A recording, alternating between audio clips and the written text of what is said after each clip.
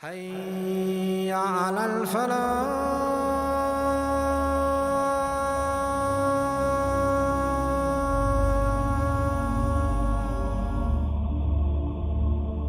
The king of this area, Sheba, he had passed away.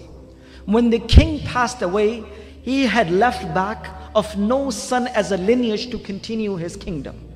And the only person that he left behind was a girl who was amongst the children of this king.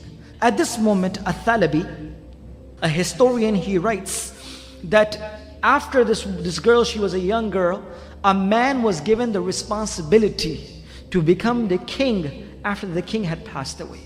This man became the new king of Sheba.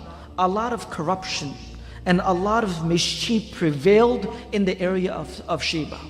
And of course, this girl who had lived her life in true honesty by seeing her dad to be the true leader of Sheba, she could not realize and she could not take this. That how can the kingdom of her dad be destroyed in a specific manner? So when she grew a little older, she herself decided to marry this individual. When she had married him on the first night, it is mentioned by Ibn Kathir rahmatullah alayhi himself that she gave him a lot of wine to drink. So much to an effect that he became drunk, and the same night she assassinated and slain him, and the next morning she took over the tribe of Sheba and she became the Queen of Sheba at this time. This is the narration of what Ibn Kathir rahmatullah alayhi writes, the beginning of how a woman became the leader of the people of Sheba at this time. The story of Sulaiman alayhi salam, Hudhud, Bilqis starts from this incident. Sulaiman alayhi salam looks towards the people, and Sulaiman alayhi salam says that verily I do not find Hudhud around this area. He said, if I do not find Hudhud very, very soon, either I will punish Hudhud by cutting the throat of Hudhud, meaning killing Hudhud, or I will give him the most severest of the punishment. After a little while, Sulaiman alayhi salam, while looking amongst the many animals, the jinns and the humans which was beneath his kingdom, finally found Hudhud come. And he says, Hudhud, you will not be accepted amongst us until you give me a strong excuse. So at this point, Hudhud said that I will give you such a news that you have never heard of before. And the news which will amaze even you of what has happened to a certain group of people.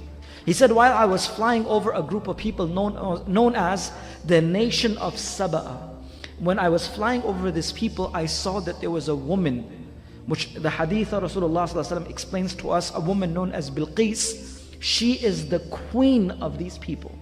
And she governs the entire town and tribe of Saba. And they have two things that they do.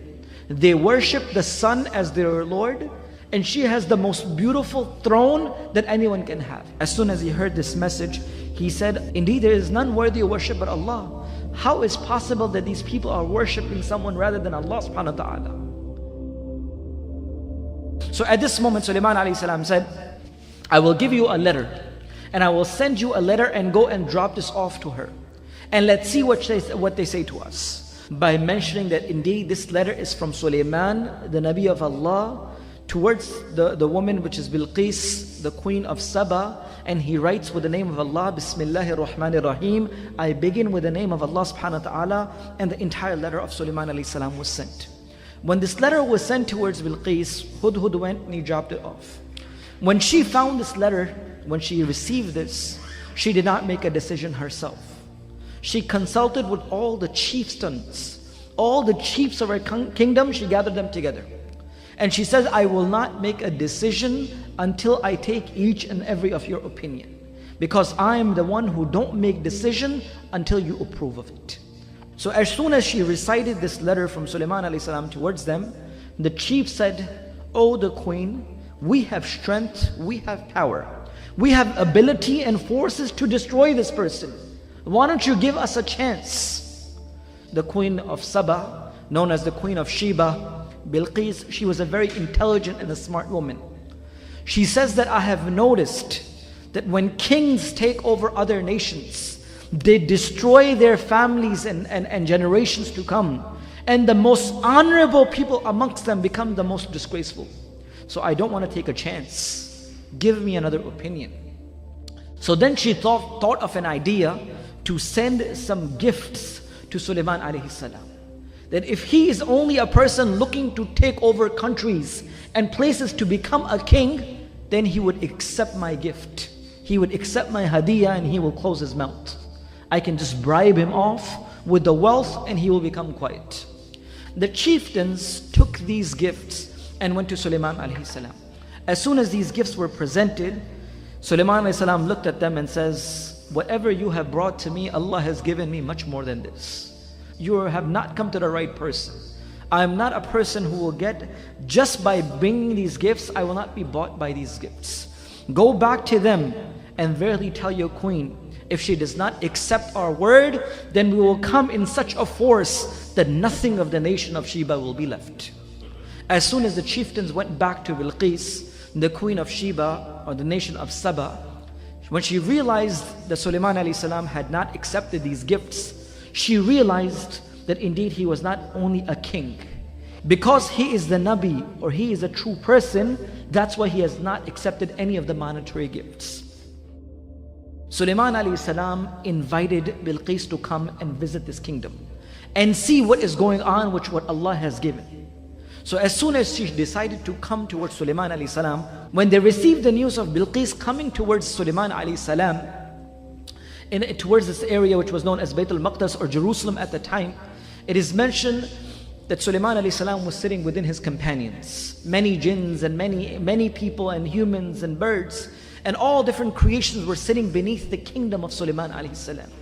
So Sulaiman alayhi salam asked, which amongst you is a person which can bring me the throne of Bilqis before she comes to me? One of the biggest of the jinns which were present in the gathering of Sulaiman alayhi salam got up. And he says, indeed, I will fulfill this task. And how fast can you bring it, Ifrit? He said, I will bring it before you get up from this gathering finishes. The throne of Bilqis will be in front of you. Sulaiman alayhi salam says, this is too long for me. And then he said, who else is present here?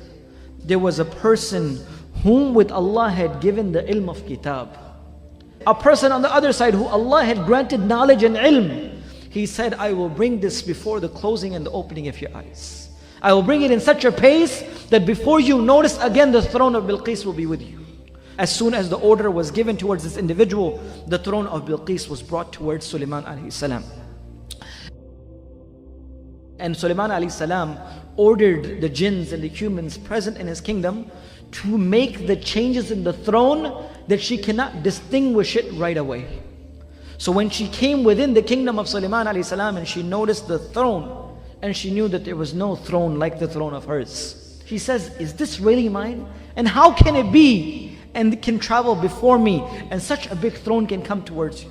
So at this moment she was amazed by this. But still, subhanallah, Hidayat is in the hands of Allah subhanahu wa ta'ala. Hidayat and the truth still did not click in her mind. She did not still believe in Allah. She saw her own throne in front of her eyes, which came before she even came, but she still did not accept.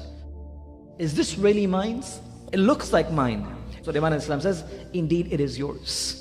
And she was surprised and stunned by this action, and she knew that indeed this person had given much more than what we were expecting. The ayat of the Quran continues, in which Sulaiman alayhi salam invites her to come within the palace that Allah subhanahu wa ta'ala had given Sulaiman alayhi salam. When she entered inside the palace, there was a floor which was made with glass, and beneath the glass was water and fishes. So as soon as Bilqis was about to step upon this, she picked up her clothing so her clothing does not become wet when she puts her feet inside.